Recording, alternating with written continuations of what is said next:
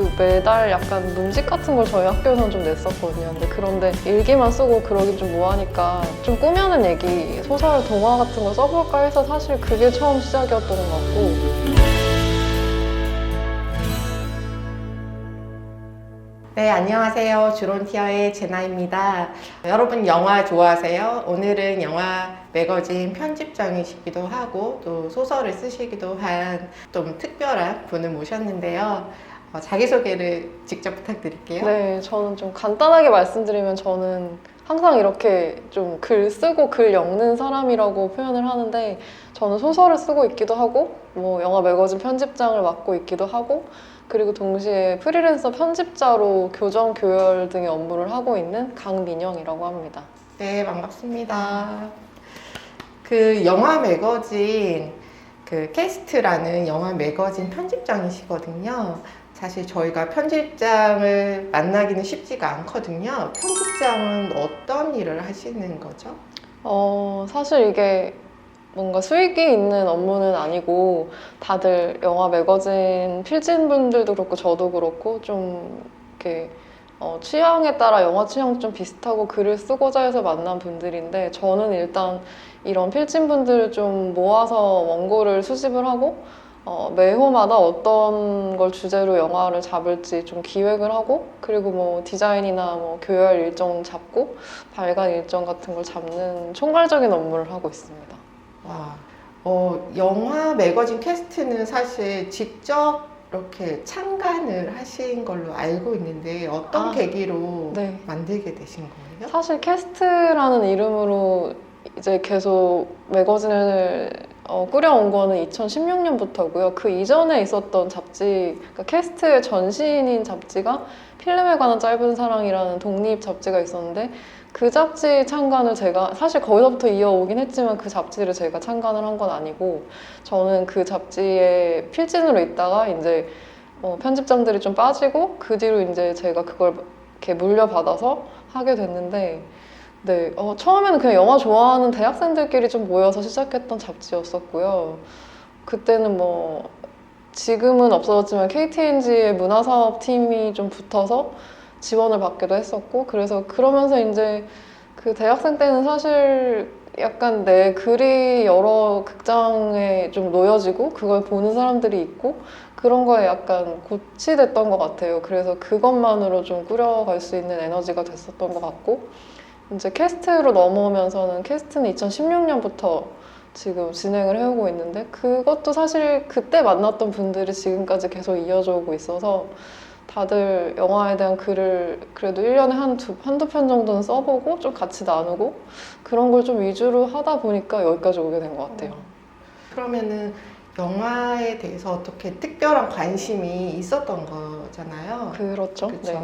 그러면 그 영화에 대해서 관심이 언제부터 있었던 거예요? 아주 어렸을 때는 EBS 토요 영화 그걸 보면서 좀 자랐었고 그러니까 언제부터 본격적으로 관심을 가졌는지는 잘 기억은 안 나지만 어쨌든 어린 시절이었었고 네, 자연스럽게 계속 뭔가 그런 TV 광고나 아니면 뭐 잡지 광고에서 뭐 이런 영화 한다 저런 영화 한다 그렇게 광고가 나오면 그런 걸 좀 귀 기울이면서 좀 봤었고 자연스럽게 되게 접하게 된 것 같아요. 텔레비전이나 뭐 비디오 가게 지금은 거의 없지만 비디오 가게를 통해서 비디오를 빌려보기도 했었고 네, 너무 옛날이라 네. 그러면 그 특별히 좋아하는 장르가 네. 있었을까요? 예를 네. 들면 뭐 SF라든지. 저는 어렸을 때부터 공포 영화를 진짜 좋아했었어요. 그래서 거의 그러니까 전 세계에 있는 모든 공포 영화를 다 챙겨볼 수는 없지만 성인이 되고 나서는 어쨌든 좀 조악한 공포 영화, B급 영화라고 하더라도 좀 챙겨보려는 좀 경향이 생겼고 지금도 계속 그러고 있고요. 네. 지금 현재 브런치에서 이제 넷플릭스 영화도 또 글을 리뷰하고 올리고 계신데요. 넷플릭스는 요즘 또 더군다나 너무 핫하잖아요. 그렇죠, 네. 네네. 최근에도 거의 엄청 자주 올리시던데. 저희가 그거를 매주 정해진 시간에 매주 월요일 오전 7시에 블로그에는 예약을 걸어놓고 브런치는 예약이 안 돼서 일어나서 그냥 올리는데 항상 그건 좀 정해놓고 있어요. 매주 월요일에 그 이전 주에 있었던 좀 화제작 혹은 좀 짚고 넘어갈 만한 것들 그런 것들을 좀 모아서 네, 리뷰를 하는 거를 지금 거의 한 1년 반 정도 계속 월요일마다 해온 것 같아요. 네. 그뿐만 아니라 또 현재 팟캐스트 네. 월간 자영업자라는 네, 팟캐스트를 그 방송인이기도 하시잖아요. 어떻게 하시게 된 거예요? 근데 팟캐스트는 사실 방송인이라고 하긴 조금 어렵고 그것도 이제 그 마음 맞는 친구들 거기 멤버도 좀 캐스트 필진들이랑 겹치거든요. 그래서 그 두 분이랑 같이 그냥 뭐 계속 영화 얘기를 어디다 약간 이렇게 서로 막 SNS에 막 하는 걸 보다가 이럴 바에는 그냥 한 달에 한 번 만나서 좀 셋이 취향이 좀 잘 맞는 영화 혹은 좀 다뤄보고 싶은 영화가 있으면 그거에 대해서 한번 얘기를 해볼까 해서 시작을 했는데 처음 시작하는 날부터 계속 막 두세 시간 계속 이게 이어지다 보니까 어쨌든 그게 되게 루틴이 된 것 같아요, 저희의. 그래서 좀 그러면서 이제 스트레스도 풀고 평소에 또 연락을 자주 하는 편이고 어떤 영화가 개봉을 하거나 뭐 넷플릭스에 뭐가 올라왔는데 괜찮거나 하면 네, 그건 그냥 사실 취미인 것 같아요. 그 팟캐스트는 얼마나 지금 팟캐스트 지금 한 시작한 지가 얼마나 된 거예요? 언제 시작했었지? 한 2017년부터 했으니까 5년 차 됐네요. 네. 지금 계속 영화 얘기를 하고 있는데 그러면은 사실 이제 공부도 영화 쪽으로 하시는 건지 궁금하거든요. 공부는 사실 영화 쪽으로는 전혀 해본 적이 없고요. 뭐 시나리오나 뭐 이런 것도 전혀 해본 적이 없고 다만 책을 좀 많이 읽었어요. 영화사? 뭐 세계 영화사 관련된 거나 아니면 그냥 뭐 시중에 나와 있는 시나리오란 무엇인가, 뭐 시나리오는 어떻게 쓰는 것인가 그런 것도 그냥 영화 장면을 조금 더 디테일하게 이해하기 위해서 좀 봤었고 네. 그러면 영화 이제 넷플릭스 리뷰도 하시고 또 편집장으로서 그 매거진에도 발간도 하시는데 그 뭐 주변 사람들이나 아니면 독자들이나 그런 반응들은 어떤가요? 팟캐스트는 일단 너무 그 조회수나 라이크 수나 이런 걸 바로 저희가 받을 수 있어서 좋고 사실 책은 조금 어려워요. 바로 반응이 오는 게 아니어서. 근데 가끔씩 그 얼리미티드 에디션이라고 이름 붙여진 그 문화 행사, 책 행사 같은 것들이 있는데 그런데 이제 나가고 이러면 뭐 다들 재밌게 보고 뭐 좋게 보고 하셔서 그거는 좀 소소하지만 그래도 좀 의미 있는 일을 하고 있다라는 생각이 좀 드는 편입니다. 네. 네, 제가 질문을 드린 이유가 매니아층이 있을 것 같거든요. 아, 네. 뭔가 좀 다른 매거진이랑은 좀 차별이 될 것 같아서 반응들이 어떨까 궁금한데 네. 사실 그거는 확 와닿진 않은 것 같아요. 일반 출판 쪽이랑 좀 똑같이 생각하시면 될 것 같아요. 저희가 워낙 독립 잡지고 그 뭐 대형 서점, 교보문고 뭐 이런 데서 오프라인으로 대대적으로 판매를 하지 않고 있어서 온라인으로 보통 주문이 들어오는데 그냥 사람들이 리뷰를 가끔씩 남기는 SNS 리뷰나 뭐 블로그 리뷰나 이런 걸 보면서 이제 이렇게 읽고 있구나 뭐 그 정도만 네. 궁금하면 구매해서 네 맞아요. 알라딘에도 있습니다. 궁금하면 구매해서 보는 걸로 할게요. 네, 계속 영화 얘기를 해볼게요. 그러면 그 영화 리뷰를 많이 하시니까 최근에 가장 뭔가 추천해주고 싶은 영화, 관심 있는 영화 이런 게 있을까요? 그 최근에 그 극장 개봉 영화는 워낙 다들 좀 가서 보실 수 있으니까 따로 말씀을 안 드리고 드리고 싶은 게 하나 있는데 추천해드리고 싶은 게 그 디즈니 플러스에서 최근에 나왔던 새빨간 메이의 진실이라는 애니메이션이 있어요. 디즈니 픽사 애니메이션이 최근에 나왔어요. 한 얼마 안 된 것 같아요. 지금 오늘 기준으로 한 2, 3일 정도 됐나? 근데 그게 너무 약간 아시안들 좀 중국계지만 어쨌든 아시안들 위주로 나오고 한국어도 좀 들리고 약간 그런 되게 서양 국한적이었던 그런 애니메이션 보통은 디즈니 픽사가 보통은 그런데 최근에 약간 그런 시도를 많이 하고 있거든요. 아시안 뭐 역사나 아니면 현대인들에 대한 삶이나 그런 게 되게 잘 담겨 있고 되게 귀여운 레서 팬더가 주인공이어서 저는 생각 없이 좀 틀었는데 이 영화는 OTT에서만 소비되기가 너무 아깝다는 생각이 들어서 꼭 추천을 드리고 싶습니다. 그 소설 얘기를 좀 하려고 하는데 제 3회 자음과 모음 출판사에서 경장편 소설상을 수상을 했잖아요. 네네. 수상을 하고 그 부디 열지 않게끔이라는 그 소설을 이제 출간을 하셨는데 저도 이제 만나 뵙기 전에 그 읽어봤어요. 이렇게 부담스럽지 않고 아주 짧아가지고. 네, 지하철이나 이동할 때 딱 들고 가방 안에 넣고 읽기가 되게 편하더라고요. 근데 사실 저는 소설을 이렇게 많이 읽지는 않는데 그 속도감 있게 되게 재밌게 읽었거든요. 네네. 그 소설을 어떻게 쓰기 시작한 계기가 있을까요? 사실 소설, 그러니까 이야기를 쓰는 거는 되게 어렸을 때부터, 초등학교 때부터 옛날엔, 지금은 잘 모르겠는데 옛날에는 장문반도 좀 있고, 매달 약간 문집 같은 걸 저희 학교에서는 좀 냈었거든요. 근데 그런데 일기만 쓰고 그러긴 좀 뭐하니까, 나도 좀 좀 꾸며낸 얘기, 소설, 동화 같은 거 써볼까 해서 사실 그게 처음 시작이었던 것 같고, 그 뒤로 약간 글 쓰는 거에 대해서 계속 관심을 가지다 보니까 어쩔 수 없이 좀 소설, 그러니까 픽션 쪽을 좀 생각을 해봤던 것 같아요. 근데 본격적으로 소설을 쓰기 시작한 건 얼마 되진 않았고, 한 2, 3년 정도 됐었고, 그 수상해서 이제 출간됐던 게 처음으로 써봤던 제일 긴 소설이었어요.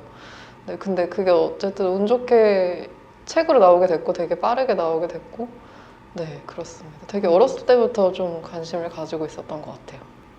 그러면 자음과 모음 이 출판사에 이제 원고를 출품을 하나요? 이렇게 투고를 네, 하잖아요. 네. 하는데 이번이 처음 투고를 하신 건가요? 아니면 여러 사실 번 도전을 하셨던 거예요? 그 해에 이제 신춘문예를 좀 단편 소설 2개 정도를 투고를 했었는데 그건 안 됐었고, 근데 신춘문예는 워낙 장벽이 좀 높고 단편 소설을 진짜 컴팩트하게 잘 쓰시는 분들이 특히나 이제 문예창작과 졸업생들, 문예창작과 재학생들이 되게 많아서 저는 소설 작법을 제대로 배운 적도 없었고 소설 쓰는 것도 그냥 이렇게 쓰면 되겠지 약간 그런 감으로 처음에 시작을 했던 거라 그쪽에서는 경쟁하기 조금 어렵겠다는 생각이 좀 들었었고, 근데 좀 얘기를 쓰다 보면 저는 좀 긴 서사를 좀 좋아하는 것 같더라고요. 그렇게 몇 페이지 내에 단편도 물론 좋지만 좀 더 길게 한 100페이지 넘어가는 그런 얘기를 쓰는 게 저의 성향이 좀 맞았던 것 같고, 네, 그래서 처음으로 좀 길게 한번 써보자 싶어서 냈던 게 이 소설이었습니다. 되게 재밌게 읽었는데 그 모티브라고 하나요? 그게 되게 좀 새로웠거든요. 두 여성이 직장 안에서 친하진 않았지만 이거 다 스포해도 되나요? 친하진 않았지만 어떤 이제 계기로 인해서 이제 친해지는데 그 다음에 이제 조금 소개를 해주시죠. 아, 네. 이게 어쨌든 소설 소개에도 좀 나와 있는 얘기라 그 2명 중에 한 명이 이제 그러니까 변호인 인간이 갑자기 되어버리고 하루아침에 그래서 어떤 사건으로 인해서 두 사람이 되게 급속도로 가까워지고 서로 약간 직장 내에서도 그렇고 아니면 다른 데서도 그렇고 내 편이라고 친구라고 할 만한 사람들이 별로 없었던 사람들이었는데 되게 독립적인 인간들이었는데 그 두 사람이 좀 가까워지면서 같이 유대하고 공감하는 부분을 서로 나누고 그러는 얘기입니다. 네. 그 제목이 부디 열지 않게끔이라는 제목이고요. 그리고 그 목차에서 저는 또 한번 새롭다. 이게 목차가 계절이에요. 네. 네, 봄, 여름, 가을, 겨울 계절이고 저는 사실 이제 목차를 보고 제목도 그렇고 목차도 그렇고 1년 동안 남녀가 둘이 사랑하는 얘기인가? 이런 생각도 살짝 들었는데 네. 그건 아니고 배경은 또 회사 네, 여행사라는 네. 그 배경을 이제 가지고 있는데 보면 되게 현실감 있는 대화를 나누거든요. 나누는데 직접 그런 회사 생활을 하면서 이렇게 좀 겪으신 내용을 이렇게 넣으신 건지 그런 부분이 제가 궁금하더라고요. 겪은 내용을 넣은 건 전혀 없고요. 전부 다 어쨌든 픽션이니까 제가 실제로 변호인간이 되어본 적도 없었고 네. 근데 직장 생활은 계속 해왔었고, 최근에는 이제 프리랜서로 일하고 있지만 그 이전까지는 계속 직장 생활을 했었고, 근데 그러면서 이제 뭐 상사나 뭐 이런 분들이랑 나누는 대화 그런 것들은 조금 많이 도움이 됐던 것 같아요. 어쨌든 약간은. 네. 네. 그러면 그 영화를 리뷰를 하셨고 또 소설을 쓰셨잖아요. 그 두 글을 쓰는 공통점이 있지만 어떤 차이점이 좀 있을 것 같거든요. 아, 네. 그 영화에 대한 얘기를 쓰는 건 사실 예전에는 그렇지 않았는데 최근에는 조금 더 어려운 것 같아요. 영화에 대한 얘기를 쓸 때는 이미 그 영화에 대해서 다루는 사람들이 되게 그러니까 내가 세계 최초가 아니고 그거는 되게 당연할 수밖에 없는 건데 그러다 보니까 좀 더 신경 쓰게 되는 부분이 있고 한 창작물에 대해서 내가 이제 서브로 그 창작물에 대해서 설명하고 얘기하고 리뷰하는 거는 좀 더 많은 자료가 필요하고 사실관계도 조금 되게 명확하게 있어야 되고 입장이 되게 뚜렷해야 돼서 조금 더 까다로운 것 같고 제 기준에서는 소설 같은 경우에는 제 머릿속에서 창작을 하는 얘기다 보니까 좀 더 편해요. 네, 그런 차이가 조금 있는 것 같긴 한데 두 개가 너무 극명하게 다른 장르다 보니까 이게 종종 이렇게 소설을 열심히 쓰다가 이제 영화 리뷰를 써야지 하고 이제 데스크에 창을 열어놓으면 그게 확확 바뀌지 않을 때가 가끔 있어서 좀 힘들긴 한데 그래도 둘 다 글이라는 공통점은 어쨌든 있고 네, 그래서 사실 그게 좀 차이가 있는 것 같아요. 원래 있는 원작을 내가 쓰는 것과 내가 원작을 만들어내는 것과 그 차이가 조금 있죠. 근데 이제 소설이 조금 나에게는 좀 더 네, 편한 것 지금은 같다. 네네네네. 그러네요. 영화 같은 경우에는 좀 더 자료 조사도 필요하고 네. 그 창작 만드신 분의 어떤 의도라든지 그런 것도 좀 감안해서 또 글을 쓰실 것 같거든요. 그 부디 얼지 않게끔 소설을 이제 쓰셨고 추후에 또 집필 계획을 갖고 계신가요? 네. 사실 그 이후에 이제 작년 2021년 한 해 동안 리디북스라는 곳에서 리디북스 오리지널로 계약을 해서 단편 소설을 한 3편 정도 발표를 했었고요. 그리고 지금 이제 장편 하나 쓰고 있고, 뭐 이것저것 좀 에세이도 하나 계약이 좀 되어 있고, 그래서 이것저것 좀 작업을 계속 하고 있는 편이에요. 특히 좀 소설을 좀 위주로 이번에도 리디북스랑 같이 올해도 같이 작업을 하려고 하고 있습니다. 요즘에 글 쓰고 싶어 하는 사람이 참 많거든요. 그래서 서점에 가면 글쓰기 강좌 책도 많고 또 기업에서나 또는 뭐 요즘에 크리에이터들도 스토리텔링이 중요하다 이런 얘기 많이 하시는데 그래서 저희가 이제 모시기 전에 직접 좀 미리 게스트분을 소개드리고 글 쓰는 걸 좀 좋아하시는 분들한테 그 궁금한 점이 있으면 좀 알려달라 댓글을 제가 받았는데 짧게 읽어드릴게요. 네. 제가 김기현님께서 저도 글 쓰는 데 관심이 많은데 소재는 어떤 곳에서 영감을 받으시는지 궁금합니다. 인터뷰 너무 기대돼요. 이렇게 했거든요. 근데 소재는 사실 어디서 영감을 받는다 막 이렇게 말하기가 조금 어려운 게 쓰시고자 하는 글에 따라 되게 많이 다른 것 같아요. 뭐 영화 리뷰라면 당연히 영화에서 받겠지만 소설 같은 경우라면 뭐 주변에 그냥 평소에 생활하다가 뭔가 이상한 일이 있다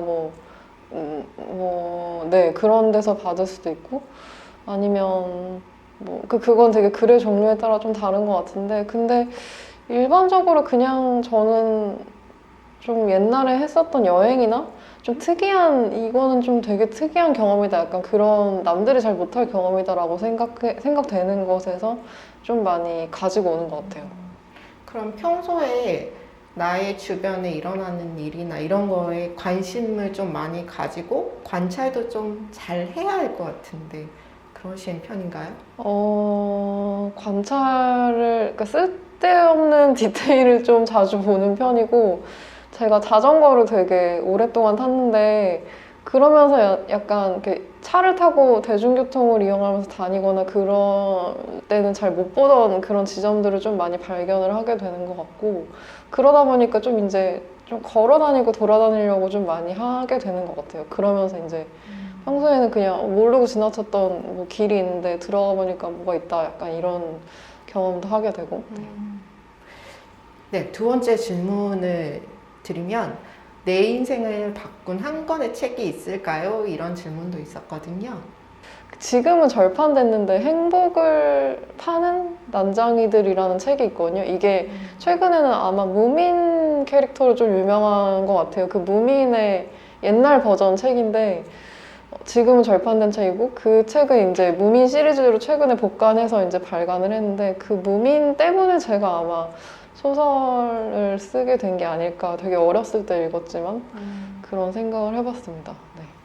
어떻게 행복을 이렇게 전하는 그런 건- 책인가요? 그런 건 전혀, 그러니까 행복이랑은 전혀 상관이 없고, 이게 1970년대에 나온 책이다 보니까, 이제 무슨, 어떤 뭐 북유럽의 무슨 캐릭터 이런 걸 소개하기가 조금 애매해서, 그냥 좋게 사람들이 그냥, 한번 읽어볼까? 이런 식으로 제목을 지으신 것 같아요. 근데 지금은 아마 알라딘이나 뭐, 인터파크 이런 서점에 무민 치면 나오는 그 소설책들? 그 책들이 이 책의 개정판이라고 보시면 될 것 같아요. 뭔가 상상력을 불러일으키는 책인가 봐요. 네네네, 그죠? 맞습니다. 네. 네네. 반반치킨님께서 작가의 장점과 단점, 그러니까 작가를 하시면서 단점, 장점 이런 게 있을까요? 네, 그렇긴 한데 사실 작가라는 것의 작가 타이틀의 좀 장점은 그냥 좀 새로운 전혀 몰랐던 어디에도 없었던 세계를 내가 창조할 수 있다는 그런 약간 자부심? 그런 게 있지만 단점은 내가 손끝 하나 움직이지 않으면 되는 일이 없어서 사실 저희끼리는 엄청난 가내수공업이라고 얘기를 하거든요. 진짜 뭐 이렇게 타이핑 하나 치지 않으면 진도가 나가지 않고 이어지는 일이 없으니까 무조건 머리에서 생각해야 되고 그걸 또 손으로 써내야 되고 한 번 또 뒤집어서 보기도 해야 되고 그러다 보니까 좀 품이 많이 드는 일인 것 같아요. 뭐 그거에 비해서 수익이 그렇게 높냐 그것도 아니고 그래서 그런 단점이 좀 있습니다. 네. 그 마지막 질문인데요. 리치아님께서 글 쓸 때 첫 문장과 마지막 문장 중 더욱 심혈을 기울이는 문장은 어디인가요? 이런 질문을 하셨거든요. 이것도 첫 문장, 뒷 마지막 글 종류에 따라 좀 다른데 저는 첫 문장 특히 소설 같은 경우에는 첫 문장으로 그 소설 전체를 이렇게 볼 수는 없겠지만 어쨌든 그 흐름이라는 게 처음에 약간 좀 더 보면 재밌겠다 약간 이런 거를 좀 끌어줘야 된다고 생각을 하거든요. 사실 마지막 문장은 어떻게든 거기까지 간 사람들이면 그 소설을 기억할 수밖에 없는데 이제 첫 문장에서 탈락하는 분들이 보통 이렇게 서점 가면 책 열어보고 첫 문장 약간 처음 페이지 몇 번 보고 사야겠어 이런 분들이 좀 있으시더라고요. 그래서 첫 문장에 좀 많이 신경을 쓰는 편이고 어쨌든 처음 쓴 거는 나중에 가서 또 바뀔 수 있으니까 다시 퇴고를 하면서 다시 고치고 그런 편이에요. 이건 제가 궁금한 질문인데요. 글을 쓸 때 가장 중요한 세 가지를 꼽는다면 어떤 게 있을까요? 가장 중요한 세 가지요. 퇴고가 제일 중요하다고 생각하고요, 저는. 그 다음에 인내심? 오래 앉아 있어야 되는, 거의 글은 엉덩이를 쓴다는 얘기를 아마 어디선가 들어보셨을 것 같은데, 그것도 필요한 것 같고, 마지막으로는. 체력? 네, 체력이 진짜, 네, 맞아요. 사실 그게 체력이 뭐 여러 가지를 다 대표한다고 할 수도 있을 것 같아요. 작가들 보면 오래 일하신 분들은 허리도 아프고 디스크도 오고 막 이러신데 저도 사실 그래서 그 운동을 계속 하고 있고 운동을 하지 않으면 저는 글이 잘 안 써져요. 그래서 어쨌든 일주일에 한 4번 이상은 땀 흘리는 운동을 좀 하려고 하고 그게 이제 장기적으로 보면 그 선배 작가들을 보면 그런 게 좀 필요한 것 같더라고요. 이제 보통 한 5년 차, 6년, 7년 차 이상부터 이제 오는 건강의 징후들이 다들 비슷해서 작가들은. 네. 어쨌든 운동이 답이다. 운동을 해야 돼요. 감사해요. 사실 또 짧은 질문들이지만 또 생각을 해야 되는 답변들인데 감사합니다. 네, 얘기를 이제 마무리를 좀 해볼까 하는데요. 중간에 앞으로의 또 집필 계획이나 말씀을 하셨지만 올해든 어떻게 계획이 좀 있으신가요? 특별한 계획이나 목표 이런 게 있을까요? 내가 영화와 소설을 이제 통해서 뭔가 어떤 계획을 갖고 계시는지? 그냥 특별한 건 사실 없고 지금 걸려 있는 계약들과 마감들을 하나씩 근데 특히 마감들을 하나씩 정해진 날짜에 맞춰서 하나씩 쳐내고 그냥 계속 소설 쓰는 네 그냥 그 정도 되게 특별하지 않지만 어쨌든 되게 중요한 일인 것 같기도 한데 그렇게 하나씩 그냥 숙제를 푸는 정도? 네 과제를 해나가는 정도? 그 정도인 것 같아요. 네. 매일매일 하시던 일을 그냥 네, 일상을 잘 일상을 지켜야 잘, 네, 그게 네, 또 계획과 목표를 이루는 네, 네. 그런 말씀인 것 같아요.